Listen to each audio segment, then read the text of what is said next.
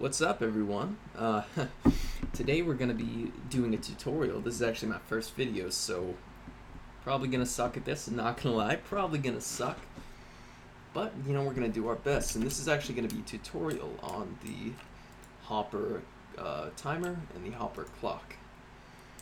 So yeah, I know there's a few tutorials like this on YouTube, but I thought I'd just try to make my own and be as clear as I can, and kind of give you some practical reasons on why you would use some of these. So yeah, first we're going to look at the Hopper clock here, or the Hopper timer, sorry. So basically, the real reason you would use this is for a mob crusher, like a Blaze Farm, Zombie Crusher, whatever. This works really well. I know I use this for my Blaze Farm in my world.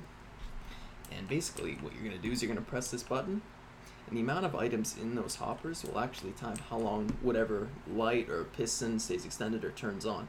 So you could see I had 16 items in there, and for the amount of time that the items took to travel to this other hopper, this piston extended. So I'll show you guys again. You see that extends, and as you could see, once this hits 16, it's going to fall back, and you can't actually press it again until the 16 items return to the original hopper, and you'll hear that once this piston unextends. Now we're going to show you the Hopper timer, and guys, I'm going to do little tutorials on them after this, so stick around if you want to see that. I'll put an annotation that you can skip to the tutorial. Here we have the Hopper timer, and basically this is just a customizable length timer basically. So I flip the lever, it's going to turn this light on and off every time 16 blocks moves to each hopper. So there you go. And every time 16 blocks moves to each hopper, this light will turn on or off, whichever its current state is. And you can just turn it off by powering this piston. That will cancel out its power and it'll stop there. So I'm going to show you guys how to build this stuff. So let me go ahead and grab my iron block so you can see everything better. And we're going to start with the Hopper timer. So what you're going to want to do is get a button. I got Button button. And what can I replace? Here we go. Basically, let me go ahead and time set 0 quick. Sorry, my keyboard's probably loud. You're going to want to have some redstone coming out of the block that you have your button in. And with that, you're going to put down a sticky piston, actually. And let me go ahead and move this a little bit so I have some room. So a sticky piston is what you're going to want to put it in, the power into. And the main thing that this is built around are these two hoppers, and you want them to go into each other. You can very easily do this by placing a hopper down, placing one going into it, destroy that, and then place the other one going into that. So basically you put an item in, it's just going to cycle back and forth like that. So that's what you want to do here, and you want to put comparators actually coming out of each of these hoppers. There you go. This will detect when there's an item present in the hopper. You're going to want that to power into these 2 blocks. Put 2 blocks down. You're going to put your redstone right behind this piston, like so. And now you're going to use a regular piston.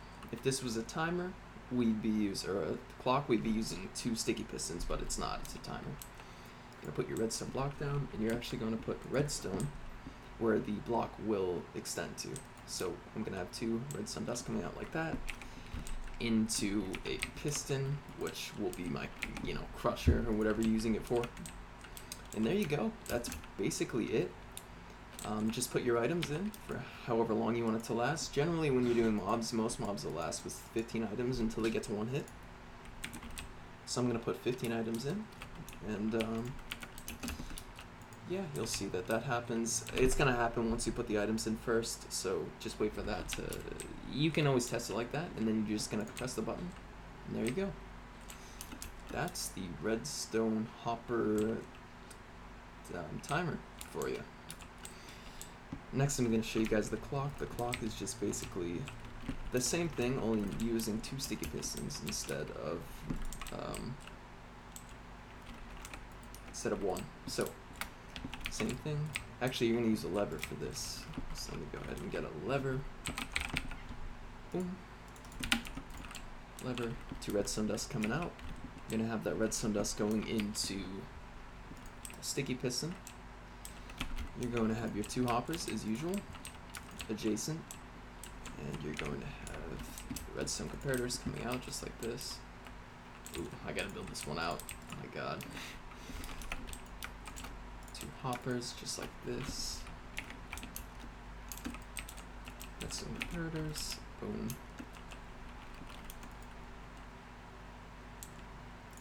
Dude, today is not my day, is it?